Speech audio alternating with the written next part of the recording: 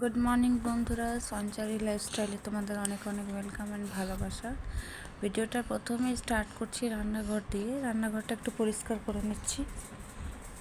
বেশিরভাগ মাই এইসব কাজ করে। আসলে মা একটু বাবুকে নিয়ে আছে, মানে সঞ্চারীকে নিয়ে আছে, একটু জিদ কান্নাকাটি করছে, তাই মা ওকে একটু নিয়ে বসে আছে।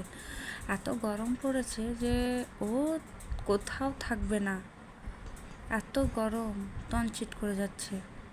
দুধ খাচ্ছে না, কিছুই ওষুধপত্র খাচ্ছে না, মালিশ নিচ্ছে না, কিছুই করছে না।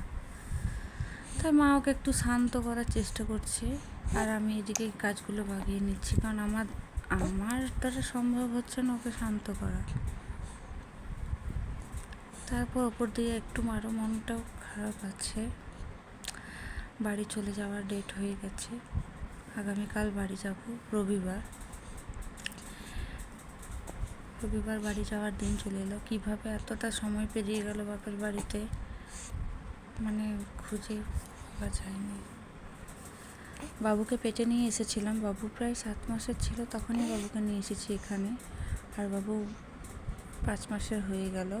এতটা সময় পেরিয়ে গেল, বোঝাই যাচ্ছে না কীভাবে চলে গেল। যা কী করা যাবে, বাড়ি তো যেতেই হবে। তোমাদের সাথে আমার বাড়িটা ঘুরে দেখাবো, নতুন নতুন ব্লগ চেষ্টা করব করার, কারণ এখানে যতটা ফ্রি ছিলাম ওইখানে তো এতটা ফ্রি হবে না। এখানে সমস্ত কিছুর দায়িত্ব আমার মায়ের ছিল, কিন্তু ওখানে আমার সমস্ত কিছু দায়িত্ব আমার। আপাতত আমার বাবুর দায়িত্বগুলো তো সব আমারই।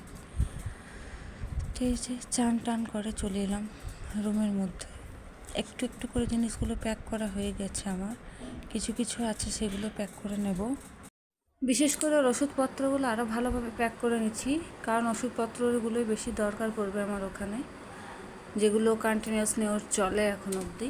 সেইগুলো খুব সাবধানে একটা একটা করে ভরে নিচ্ছি আমি। ব্যাগগুলো প্যাক হয়ে যাওয়ার পর রুমটা যেন মনে হচ্ছে জল হয়ে গেল। রুমটাতে মনে হচ্ছে আর কিছুই যেন নেই এখন অবধি, মানে কি বলবো, শুধু রুমটা খালি হয়েছে। এখন অবধি আমি এখানেই আছি, তা ব্যাগ প্যাক করাতেই মনে হচ্ছে কিছুই আর নেই। তো এটা দুপুরবেলার ভিডিও। খাওয়া দাওয়া সেরে সব শেষে মায়ের কাছে বাবু ঘুমাচ্ছে, একটু আমার সাথে দুষ্টুমি করছে, খেলা করছে, লুকিয়ে লুকিয়ে আমাকে একবার করে দেখে নিচ্ছি। তারপর হচ্ছে যে মায়ের কাছে একটু ঘুমিয়ে নিচ্ছি। তোমরা সাইড থেকে কিছু আওয়াজ শুনতে পাবে, যেটা হচ্ছে পুচকু এখন খেলা করছে, তাই আমি ভয়েস ওভার দিচ্ছি। ও পাশের দিক দিয়ে চিৎকার করে যাচ্ছে। সোনা মায়ের আমার ঘুম পাচ্ছে, দেখতেই পাচ্ছ তোমরা। মানে আমি যতটা মিস করব না করব, আমার বাবু ততই আমার মাকে প্রচুর মিস করব। এটা হচ্ছে রাত্রের ভিডিও, মানে বলতে পারো লাস্ট নাইট বলা ভুল, কারণ আবার তো যাওয়া আসা করবোই আমরা। মানে এতদিন থেকেছি, এটাই লাস্ট নাইট, মানে কালকে সকালেই আমরা বেরিয়ে যাব। তাই বাবা মা সবাই মিলে ওর সাথে একটু খেলা করে নিচ্ছে রাত্রে। এটা প্রায় 9:30 থেকে 10টার ভিডিও।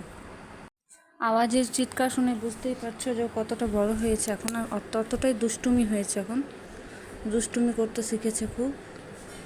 একটু ভিডিও করতে দেবে না আমাকে, ফোনে কথা বলতে দেবে না আমাকে, ফটোশ্যুট করতে দেবে না, কিছুই করতে দেবে না ও চায় মা ওর সাথেই সবসময় খেলা করুক।